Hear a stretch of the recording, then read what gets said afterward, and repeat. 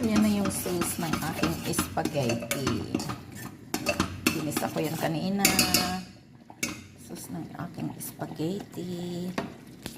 Ngayon, ilalagay ko yung noodles.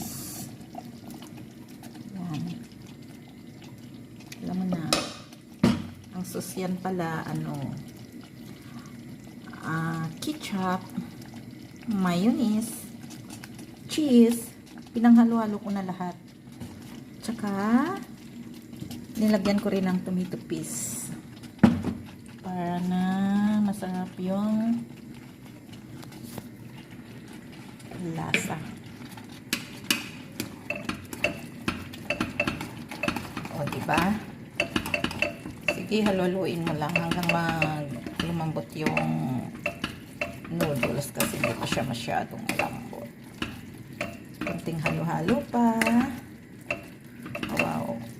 It's too yummy. Yummy, yummy. Spaghetti. Okay. Yung manok pala kahapon na, ayan ang manok kahapon na tira namin, hindi na ubos. Ginawan ko ng sauce. Ginisa ko muna yung sibuyas, bawang. At saka linagyan ng tomato paste, ketchup, at yogurt. And then, cooking cream. Para hindi masayang, linuto ko siya uli na yung pagkain na to.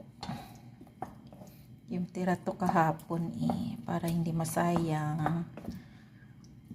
Lutuin mo siya uli para kainin nila mamaya.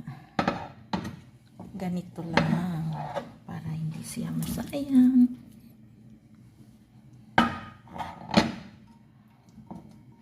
Sayang kasi yung food na itapon, kaya gawan mo ng paraan para makain ulit. Iba na namang lasa.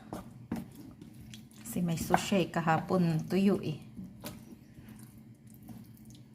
Ngayon mayroon na siyang sauce. Ayan na siya. Thank you for watching. Please subscribe naman my YouTube. Thank you. God bless all.